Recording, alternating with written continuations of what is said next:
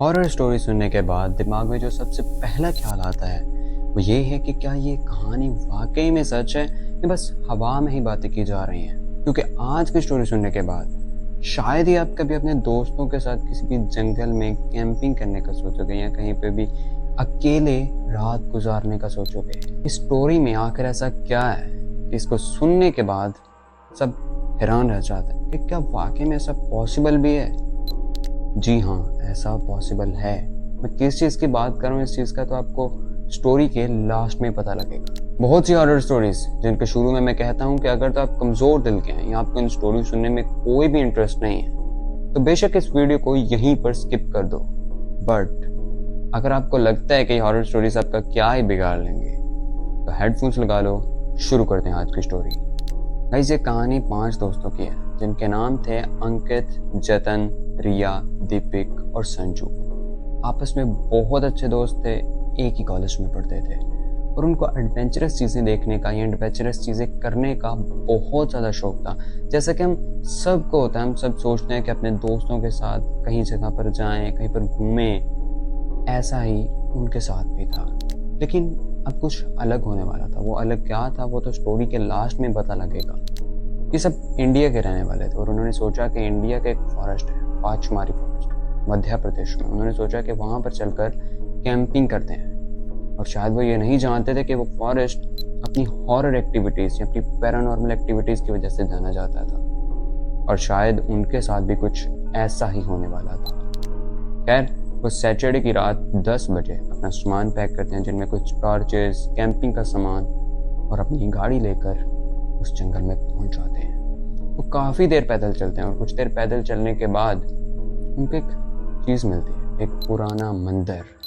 और गाइस, ये सबसे इम्पोर्टेंट चीज़ है इस स्टोरी में, क्योंकि एंड में इस मंदिर के बारे में एक ट्विस्ट आने वाला है। वो ट्विस्ट क्या है ये तो स्टोरी के लास्ट में पता लगेगा और ये बहुत ज़्यादा खौफनाक है, तो डोंट मिस इट।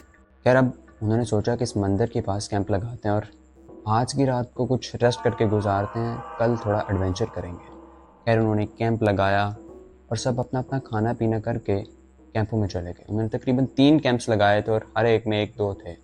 कैंप में जाते ही वो सब सो गए और तकरीबन रात के 2 बजे कुछ अजीब होना शुरू हो गया।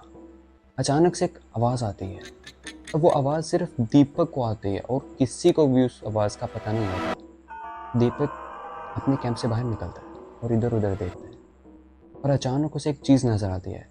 वो देखता है कि कुछ दूर फासले पर एक औरत खड़ी है, एक सफ़ेद साड़ी पहनी हुई औरत जो दीपक की तरफ देखकर मुस्कुरा रही है और उसका चेहरा काफ़ी ज़्यादा खौफनाक है।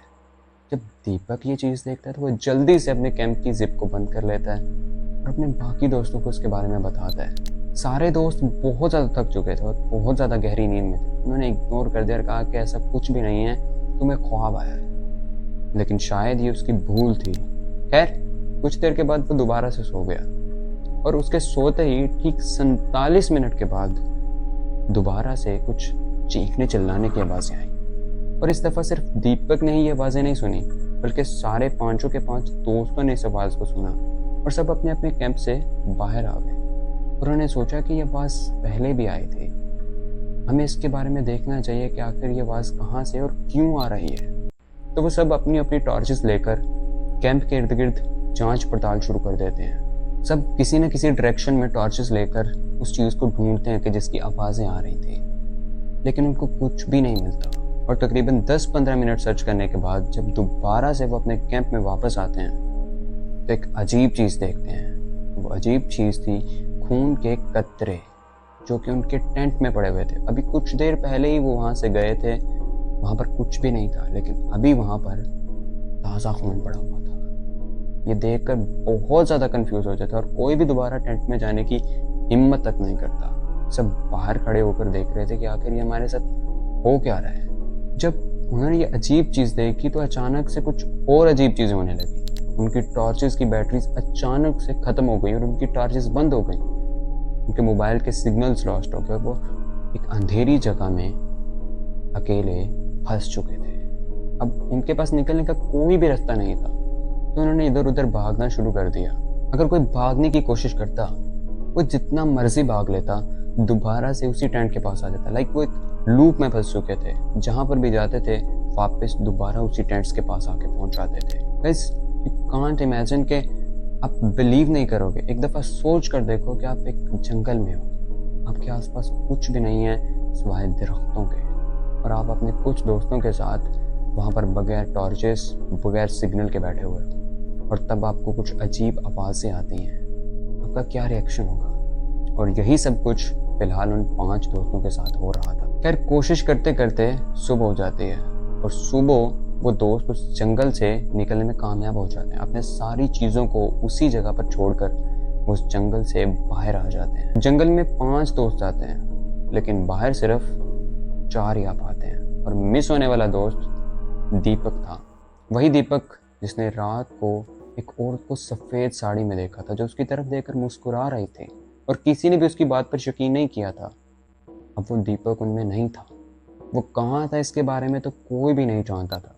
खैर वो सब वापस अपने घरों की तरफ जा रहे थे और बहुत ज़्यादा परेशान थे। तभी उस जंगल के पास एक गांव था, और उस गांव वाले कुछ लोग आ जा रहे थे। उन्होंने देखा कि ये लड़के काफ़ी परेशान हैं, तो उन्होंने उससे पूछा कि तुम लोग इस जंगल में सुबह सवेरे क्या कर रहे हो? तो उन्होंने बताया कि हम सुबह सवेरे नहीं, हम रात से इस जंगल में फंसे हुए हैं, और हमारा एक दोस्त मिस हो गया है। गांव वाले उन दोस्तों से पूछते हैं कि तुम लोग किस जगह पर टेंट लगा कर बैठे हुए थे? तो वो दोस्त बताते हैं कि हम एक पुराने मंदिर के पास कैंपिंग कर रहे थे, और जब रात हुई तो कुछ अजीब होने लगा और हमारा एक दोस्त मिस हो गया। तो गांव वाले बताते हैं कि उस जंगल में सिवाय दरख्तों के कुछ भी नहीं है, कोई पुराना मंदिर नहीं है। और ये सबसे शॉकिंग चीज़ थी, क्योंकि गाइस अगर किसी की आंखों का धोखा होता तो वो एक का होता है, लेकिन 5 दोस्तों ने उस पुराने मंदिर को देखा था और फैसला किया था कि यहीं पर कैंपिंग करेंगे। गांव वाले उन लड़कों को लेकर दोबारा उस जगह पर जाते हैं और देखते हैं कि वाकई में वहाँ पर कोई भी मंदिर नहीं है, सिर्फ वहाँ पर उनके कैंप्स लगे हुए हैं, और उसके पीछे रात को जो मंदिर था अब नहीं है। ये बहुत ज़्यादा शॉकिंग चीज़ थी। वो सब डरते डराते घरों को पहुँच गए। खैर इसी तरह वक्त गुजरता गया, और तकरीबन 1 से 1.5 हफ्ते के बाद एक और अजीब चीज़ होती है। दीपक जो कि खो चुका था वो वापस अपने घर आ जाता है, और जब इन दोस्तों को इस बात का पता लगता है कि दीपक घर आ चुका है तो वो उसका पता करने जाते हैं और उससे मिलने जाते हैं। तो देखते हैं कि उसकी हालत वैसी नहीं रही जैसे पहले थी, और उन्होंने पूछा कि तुम इतनी देर कहाँ थे? तो वो कुछ भी बताने की हालत में नहीं था। और जब उन्होंने उसका मोबाइल चेक किया तो उनको उस मोबाइल में एक पिक्चर मिली, एक सेल्फी मिली जो कि दीपक ने ही क्लिक की थी, और उस सेल्फी में वो 5 दोस्त वाज़े तौर पर नजर आ रहे थे। लेकिन कुछ अजीब भी था। उन 5 दोस्तों में से दीपक के कंधे पर एक छठे आदमी का हाथ था, न कि किसी औरत का, बल्कि एक आदमी का हाथ था।